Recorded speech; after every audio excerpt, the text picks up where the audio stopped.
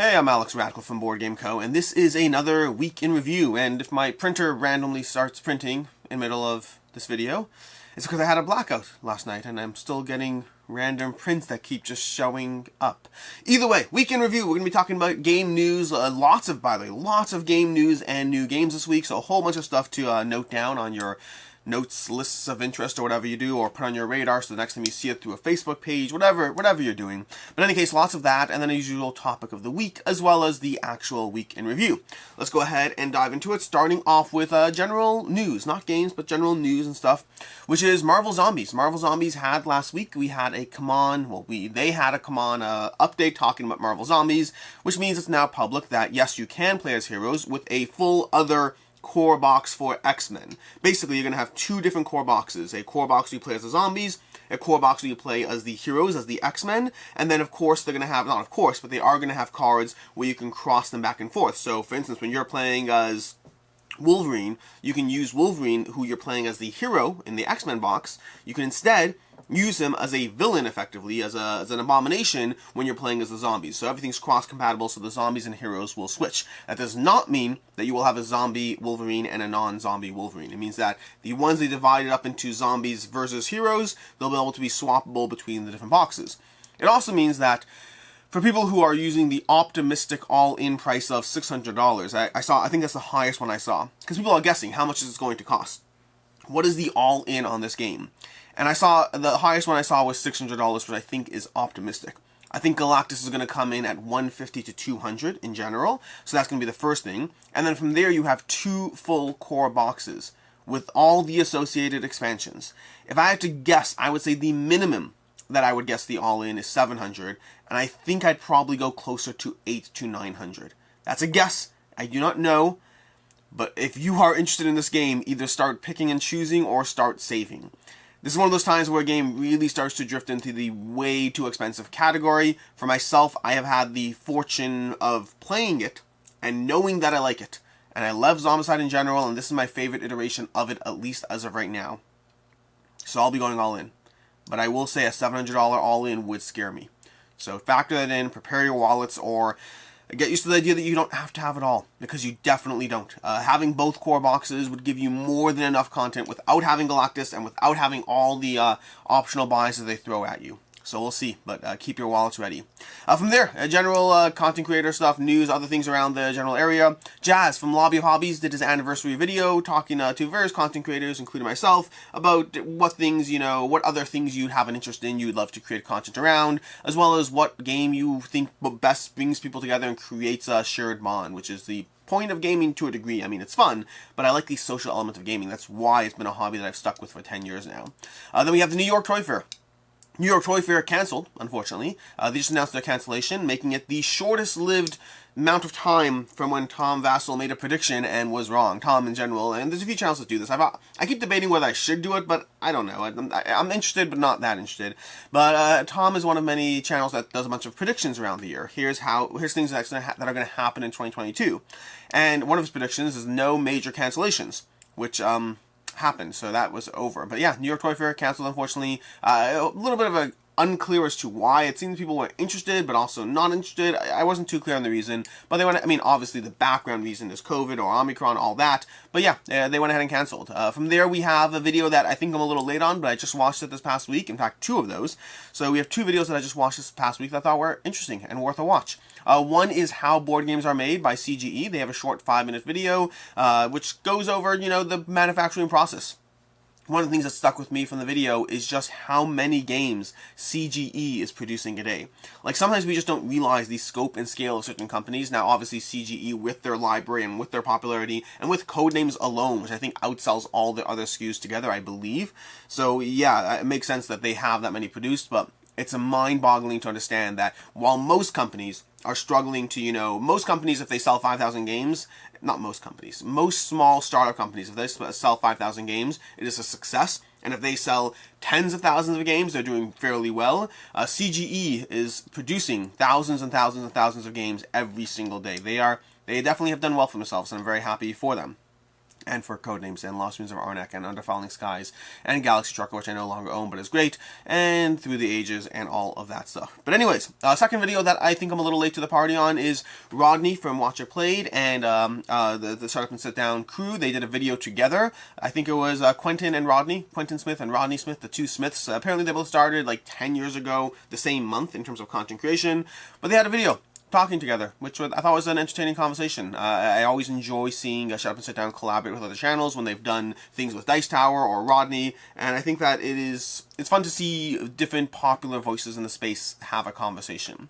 And then from there, lastly, we have board game marketing. If you're interested in board game marketing or some of the general things around board game marketing, Off Duty Ninja, Kira Peevely, she sat down with another channel who I need to double check the name of, but I'll have that link down below. In general, I have all these things linked down below in case you're interested in any of them, but if you want to feel a bit more information around the general marketing space or what it's like to run, well, marketing for board games, then you can check that out. That'll be roughly 45 minutes long, but I found it interesting, but I like this behind the scenes stuff.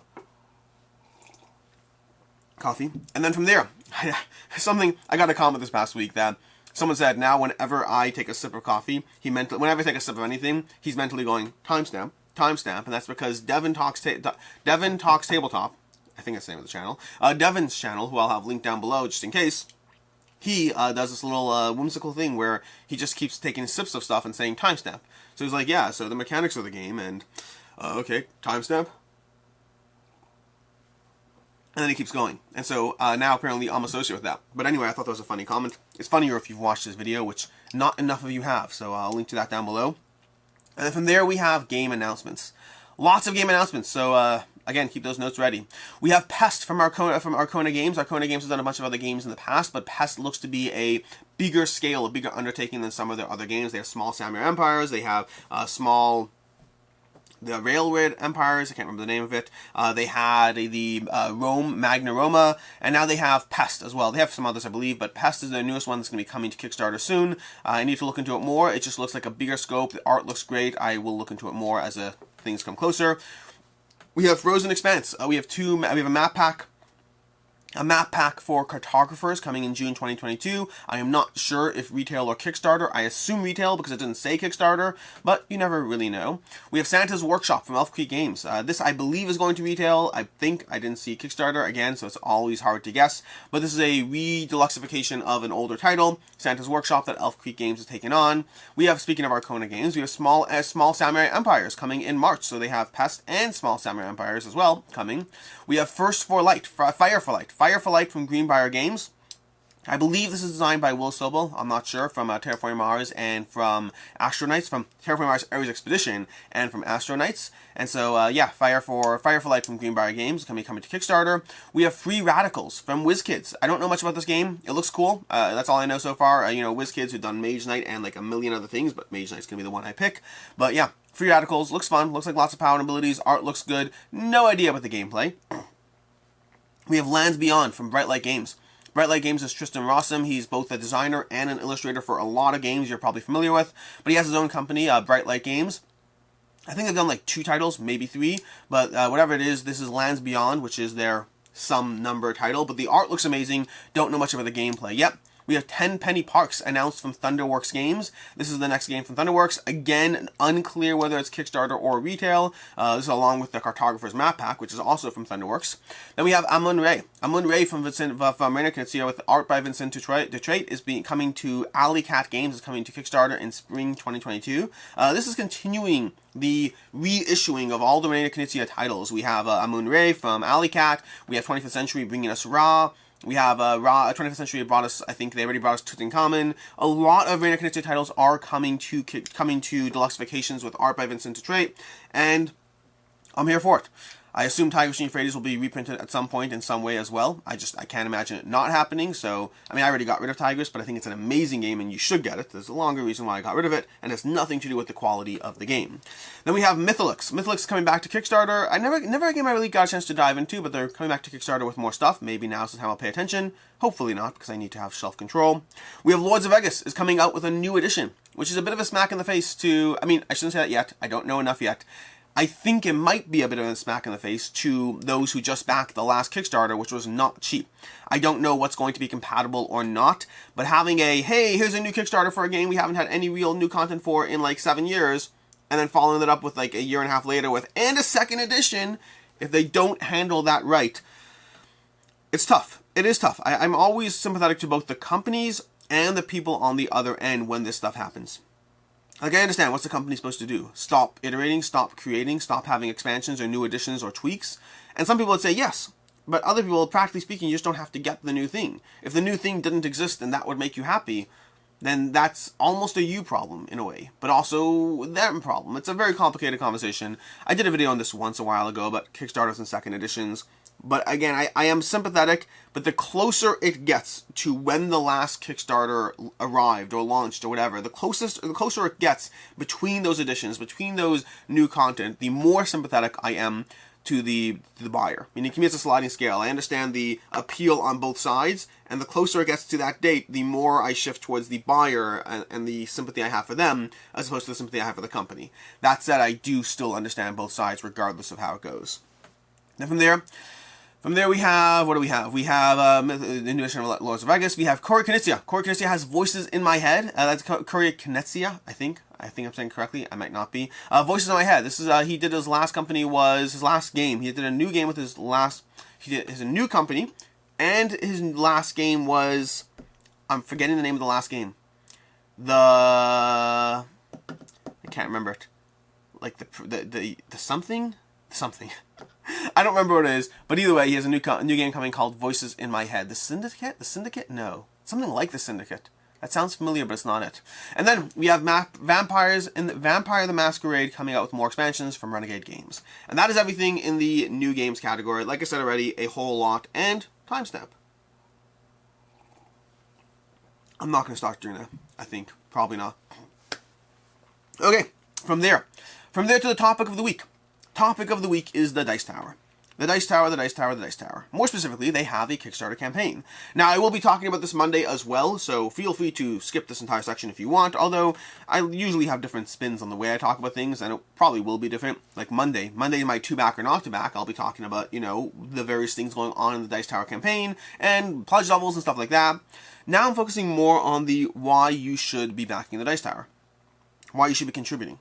And I talked about this actually like last week, I think it was last week, where I talked about, or maybe it was 2 weeks ago. Either last week or 2 weeks ago, I talked about supporting other content creators in general. The fact that I'm talking about it 2 weeks in a row, don't read into it the wrong way. It's not a topic I talk about every single week. It just happens to be the Dice Tower launched their crowdfunding campaign, and I always think it's a good opportunity to talk about that stuff about now. And I already did back, for context. I already backed their thing. I might switch what I'm actually getting. I just locked in a pledge level, but I might switch what I'm getting. But I put my money where my mouth is. The Dice Tower has been a meaningful part of my life for the past 11 years. They have been a useful part of my life for the past 11 years. While they are not my favorite content creators in the space, while if I had to point to individuals, I can easily point to other smaller channels that feel a little more homey at times, or offer a different spin or take on things, at the end of the day, the Dice Tower is by far the most useful content creator to me in the space. And part of that is the sheer size of what they do. The Dice Tower, Tom, Z, it used to be Sam, now it's moved from, it used to be Tom, then it was Tom, Z, and Sam, now it's Tom, Z, and like 15 other people. Like, it's amazing what they're doing. And they have new people, they have Roy, who's not really that new, then it went from Tom, Z, Roy, Mike, I don't know the order of Roy, Mike, then Tom, Z, Roy, Mike, Chris, then we have Camilla Cleghorn joining, we have Chris's wife, Wendy, joining. I feel like I'm missing one person. I feel like there's one person I'm missing. Maybe I am, maybe I'm not. I thought, are there 7? I don't know what they are, but they're getting larger and larger. And that's aside, of course, from all the other collaborators and content creators, from anything from Board Game Breakfast, which has a huge selection, to individual content creators who show up for podcasts or late night on the Dice Tower, whatever different segments there are. The Dice Tower is a hugely influential part of this space, but influential is not really my issue. Not really the thing I value. I value the fact that they cover nearly everything. Even 10 years ago, with great reliability, if I wanted to find a review, I would look for the game, and then I'd find some channel here and there that covered it, and the Dice Tower. Every single time, the Dice Tower was there. And that was important for a variety of reasons. First of all, it's important to have a variety of opinions on things. I've said this before, I'll say it again.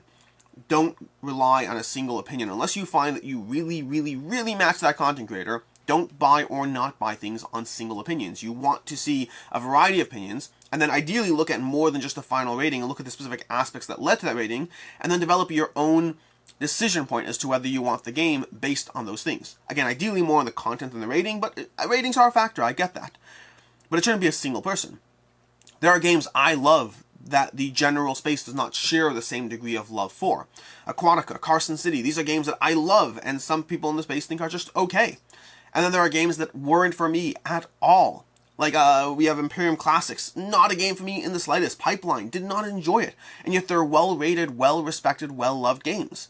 And so using a singular opinion is generally something I would recommend against. Unless, of course, you're really looking past the opinion into these segments.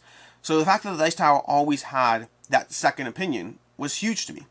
And then more importantly, for a long time, there were always games that I would search for, and the Dice Tower was the only opinion. And this is referring to the games I have an interest in.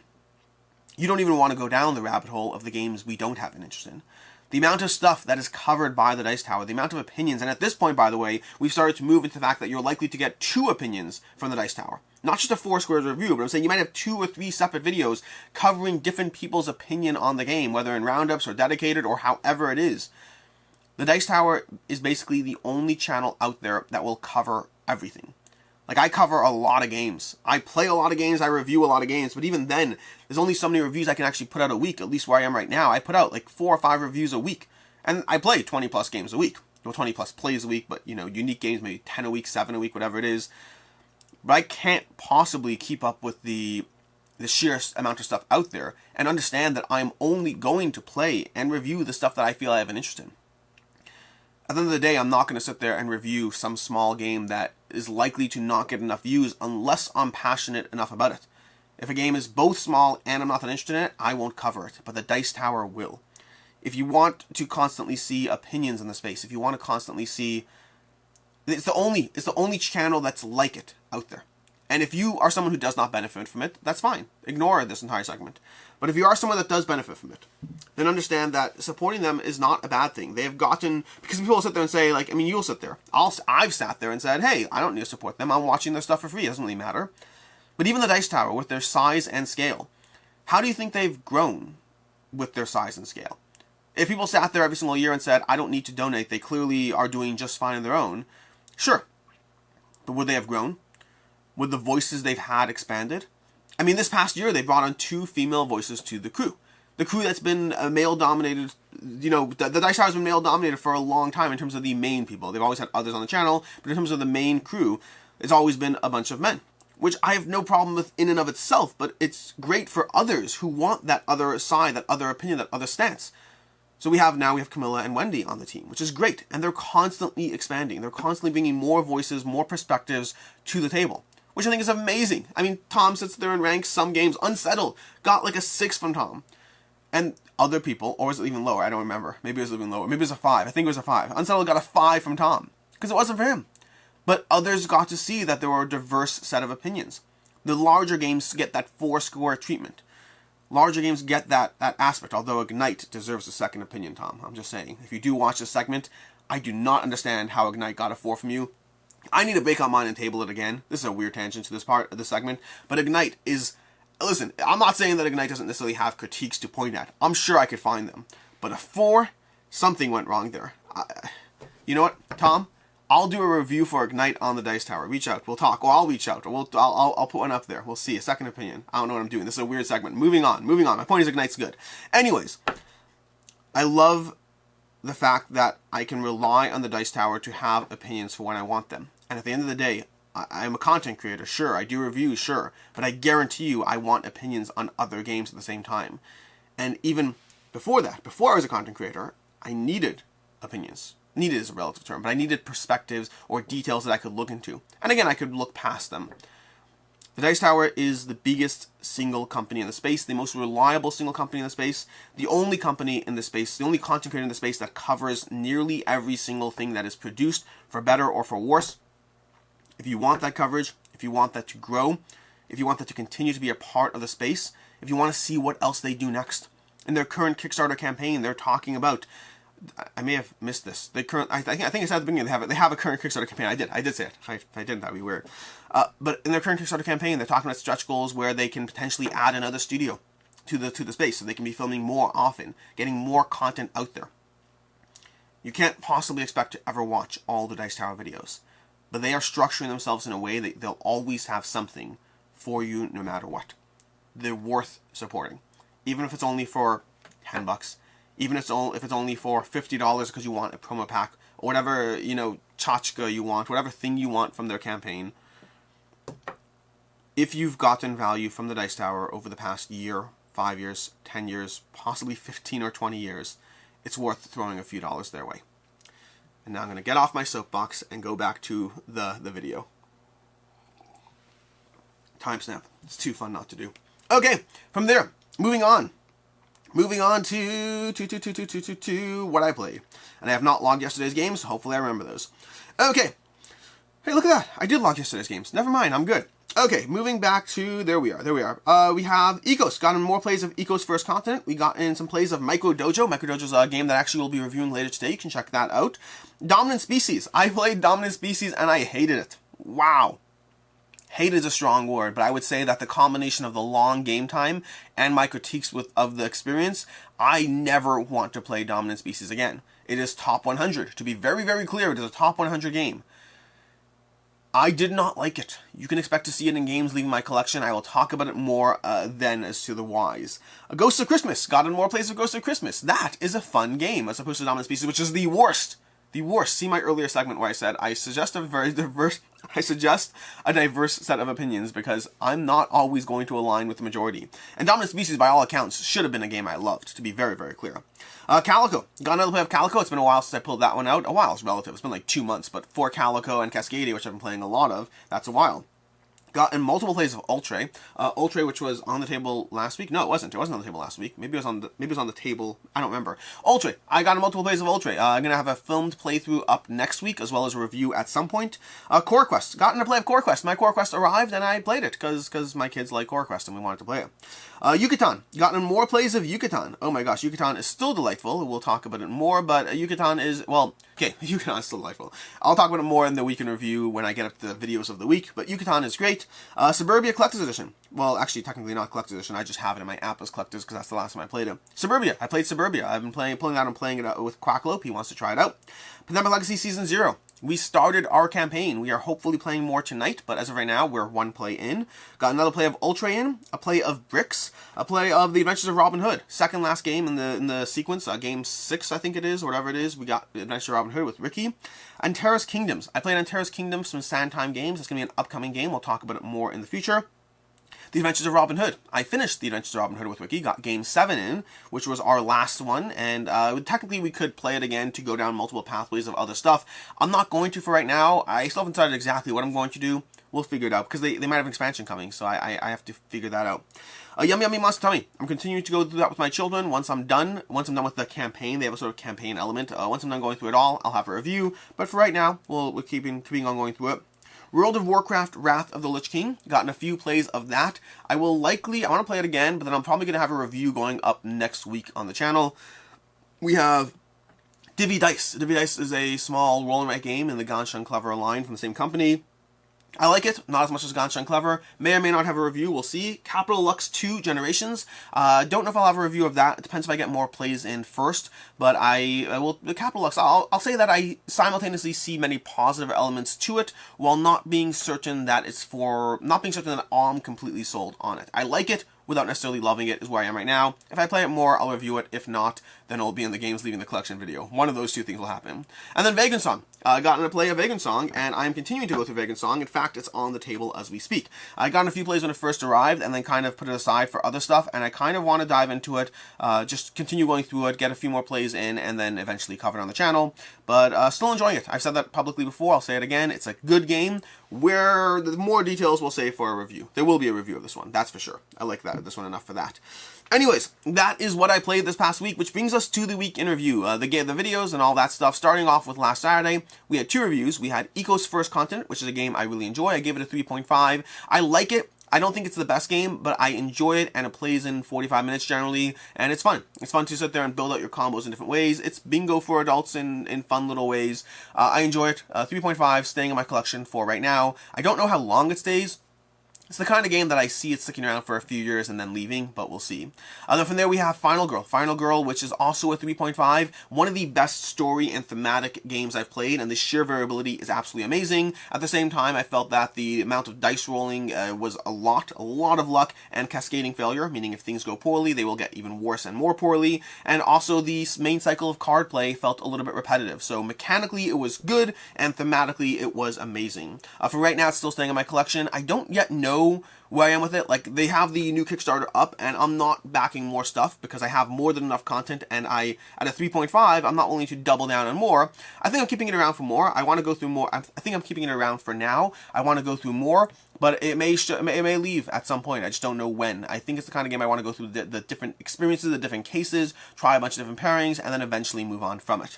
Then we have Sunday. Sunday we had a PAX Unplugged walkthrough. Basically, I went to PAX Unplugged. My video was a little late for it because I had other videos in the way, but I finally covered my experience there, different companies I stopped by. I threw photos in the video at times and in places because I thought it was relevant in this case. Then late on Sunday we had an unboxing and rambling of Coraquest. Timestamp. Anyone who skipped to this section without hearing me talk about timestamps is going to be very confused. I should stop saying timestamp. Then on Monday I had Kickstarter games, 15 Kickstarter games that surprised me. This is a mix of both old Kickstarters that are already done, some Kickstarters you can late pledge, and then upcoming Kickstarters as well. A bunch of games that basically exceeded my expectations. Some of them that are upcoming that you should definitely have on your radar are Encyclopedia, Marvel Zombies, which is launching on the 18th, I believe. That's soon. Wow, that's soon. Marvel Zombies, Encyclopedia, and Tidal Blaze Rise of the Enfolders are some you should definitely have your eyes on. I will be covering all of those in some way, shape, or form. I don't know what I'm doing for Marvel Zombies. Oh, I need to figure out the schedule and stuff. But anyways, yeah, point is lots of fun stuff on the radar. Lots of Kickstarter games that really exceeded my expectation. Then on Tuesday we had 3 videos as usual. I had a review for Yucatan, which is the 4th game in the Kemet Cyclades Inish unofficial quadrology. I'm saying unofficial because I had one person say, I don't think they've ever said it's official. I'm like, you're right, it's not. It's unofficial. Anyways, Yucatan. As of right now, Yucatan is my least favorite in the series after multiple plays. My first play, I wasn't really sure where it can go. More plays in, it has drifted down to be the least favorite in the series for now. This is prototype stage, so I'm curious. I'm still getting it. I'm still backing it. I really enjoyed it. It is basically Kemet in a shorter time frame and with enough changes to be meaningful. There are elements of the game that I'd love to see tweaked to my own preferences, if that makes sense, which isn't always something you can have. At the end of the day, games are going to be different for different people. Not all games are going to be designed for me. But then again, I'll rate them based on my opinion. It has a high bar to stand up to, because Yucatan, Inish, Kemet, and Cyclades are amazing games. I believe it will make a lot of people happy, and I believe there are people who like myself, or like myself and Shira, actually, because Jesse, it's his favorite in the series, myself and Shira, it's our least favorite in the series, although Shira didn't really love it. I really enjoy it. I just think it's my least favorite in the series, but overall, really enjoy it. Looking forward to the final copy of the game and seeing what else is in it, what else they do, all the monsters, all that stuff. Overall, a really solid game. I'll give it a 4 out of 5 for context. Then later on Tuesday, I had an unboxing for Merchants of the Dark Cove, unboxing and rambling. It's one of the only times that Merchants of the Dark Cove and Merchants of the Dark Road, Merchants of the Dark Road, unboxing and rambling. Basically, it's one of the only times I'm unboxing a game that I'm likely getting rid of. I might hold on to my retail copy of the game. I'm still deciding how to manage it, but I might hold on to my retail copy of the game so that I have it when the eventual expansion comes, because I do want to try it with the expansion content and see how it develops. It's a good game. It's a game I give a 3.5. I enjoyed it. I'm less likely to pull it off the shelf compared to other games in the genre that I enjoy more. In general, 3.5s are always victim to that range. But either way, really enjoy it, but it's one of the most beautiful games that I've ever seen, so you want to check that out. It's one of the reasons I did an unboxing for a game I'm not keeping, but amazing looking game. Either way, that is Merchants of the Dark Road, not Cove. And then lastly on Tuesday, we had a review for Skytear Horde. Really enjoy Skytear Horde. Gave it a 4 out of 5. I like it a lot solo, but I also like it 2-player. I believe it's playable as a 3-player experience too. I have not tried it at 3. I think specifically it's 3-player if you have 2 players versus the other person taking control of the enemy, because normally it's cooperative, but it could be turned competitive. But Oh, we're doing time. We're doing fine on time. Yeah, so Skytear Horde. Really enjoyed that one from Skytear Games, who rebranded from PvP Geeks, who made Skytear before. But anyways, I really enjoy it. Really solid. Looking forward to all the stretch goals and unlocks they have, and the continued support, hopefully, of the series. I don't know if they have plans. I know with Skytear, they did support it. I don't know if they are going to continue to support this one in different ways with ongoing expansions or the occasional Kickstarter. I don't know, but I'm also happy for them, because I remember watching the Kickstarter before, and it had like 500 followers, and I was like, that is not a good amount of followers these days. You want to get more followers. And they got more, but they also had a loyal support of people who've jumped in. So they have 1,000 plus backers, closing in on $200,000 soon enough, which I'm very happy for them. I really enjoyed it and want to see as much content as possible. I should not hold these over the coffee. I'll definitely drop them. Then on Wednesday we had my top 10 surprises with Jeremy Howard. This is a two-part video, one on my channel, one over on Man vs. Meeple. One is our top 10 surprises of the year, me and Jeremy going over our top 10 surprises. And it's different than the Kickstarter one. I had a Kickstarter one on my channel, and then I have a retail surprises. And then separately over on Man vs. Meeple, we had top 10 disappointments, which again is mostly retail. I threw in one Kickstarter one there, but mostly retail in terms of the general games and whatnot. But we both going over our games that let us down and games that surprised us. And there was a comment over on the Man vs. Meeple video, which I'll link to down below. Someone saying, is this about like your expectations, or are these games just bad? And I answered that, but to be very clear, it is definitely about our expectations. A bad game is not a disappointment. A bad game is just a bad game. It is only ever a disappointment if my expectations were there. I actually talked about this in my Merchants of the Dark Road unboxing. The idea of expectations can set the pace for or whether a game is good or not for us. That, again, Ares Expedition is a great example of this, where Ares Expedition is a game I love and is in my collection. They have a new Kickstarter coming. I'm really excited for it. I want the more content. But it was also a disappointment because my expectations were here and it was only over here for me. And so that expectations versus reality is a big concept. But in general, I think that a game is a disappointment only if I expected something for it. So most of the games that were disappointments for me are not inherently bad games. Some of them are. Some of them are games that are bad for me. Some of them are bad for me. Others are just letdowns for what I was thinking that a game would give me versus what they did give me. Like My Name's MT is the reverse. My Name's MT, although My Name's MT is one of my favorite games, but let's use Ghost of Christmas. Ghost of Christmas is a better example. Ghost of Christmas was my biggest surprise in that video, in terms of the top 10 surprises. And it's not that it's the best game. In fact, My Name's MT, and I would argue Radlands as well, and potentially others, I am just thinking off the top of my head, are games that I enjoy more than Ghost of Christmas. But Ghost of Christmas, I played it just so I can get rid of it. I was like, okay, great, I got this bundle from Board Game Tables, let me play Ghost of Christmas, and then it'll go away. And it's not going away. It's sticking around. Ghost of Christmas is fantastic. But My Name's GMT is an absolute 5, and Ghost of Christmas is a 4 for me. So why is Ghost of Christmas higher? Because My Name's GMT, by the time I played it, at least, by the time I played it, I already thought it might be a game for me. And the mechanics, even though the theme didn't appeal for me, the mechanics did. Versus Ghost of Christmas, nothing about the game appealed to me. So, yeah, that's the nature of surprise and disappointments. It's all about expectations. From there, on Thursday we had Where Are They Now? A video covering the reviews I did last year and just going over the reviews I did last year and how they have held up over time. And then on Friday, I had What I Backed in December with Mina, going over the games we backed in December. She managed to save one that I did not back. She made me back, so we have that coming. But then past that, going over the 9 and now 10 games that I backed in December. December was incredibly light, by the way, but there are a bunch of Kickstarters from November that ended in December, and those are the ones that I covered. And then finally, that brings us to today, where, assuming I actually get it filmed in time, we'll have a Micro Dojo review going up later today, and then we'll have a review for Kemet Blood and Sand, the only game in the quadrilogy that I have not filmed a review for, and I'm long overdue for it, because it's in my top 20 of all time. So that will have a review going up at 4 today for that one. And then next week, we will finally have To Back or Not To Back. It's been way too long, but To Back or Not To Back is coming back. My mug is low on battery. That means my coffee's no longer being heated, which explains why it's getting colder. Once you get used to consistently hot coffee, it's really a shame when this happens.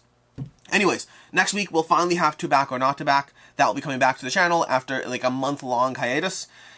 The good news is we have end-of-year lists to keep us busy in the meantime. But anyways, that will be happening, so keep your eyes peeled for that. It will be fun, because I've missed that series. And then later we might have, assuming I actually film it this week, I hopefully will have the top 100 analytics. Basically going over my top 100 and just some things that have changed and all that. It's not going to be fancy like graphs and Power BI dashboards and all those different things because I don't have that much data, but hopefully it will have that. And then lastly, I hope I hope to have a live video on Sunday, 10 a.m. Eastern Standard Time. I hope to have a live video going over 2021 games on Board Game Geek. Just going over them. You know, what I liked, what I didn't like, what I haven't played, what I want to play. It's basically, you know, typical Q&A, but with the background of me going over 2021 titles. So hopefully that's happening at Sunday at 10 a.m. Eastern Standard Time. If it doesn't, it means scheduling conflicts got in the way, which can happen. That's why I don't do live stuff enough, but I figure I'll at least say I'm trying to, and we'll go from there.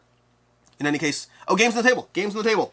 Games on the table, we have it following. I have the Ratcatcher, which I hope to play. I have Power Rangers deck building, which I hope to try. I've been knocking out a whole bunch of my unplayed games. I'm trying to get a whole bunch of these just cleared off my shelf. I've had way too many accumulating, and I want to get that number down. And then from games I have played, I have Terraforming Mars Earth's Expedition, which I want to introduce Serena to. With the expansions coming, I really want to see if she likes this one. She's never played Terraforming Mars. My wife has never played any of the Terraforming Mars. I figure this is a good one to start her with. And then the Quest for El Dorado, which Quackalope hasn't played, and he needs to. He had a video on his channel, Board Game Co. He gave Board Game Co. $100 to start his collection, and what did I get? I chose Quest for El Dorado in that video, and I think it was the only one that I chose that he had not played, so he has to play this game. In any case, until next time, I'm Alex Radcliffe from Board Game Co. Thanks for bearing with me through a very long week in review, and as always, have a good one.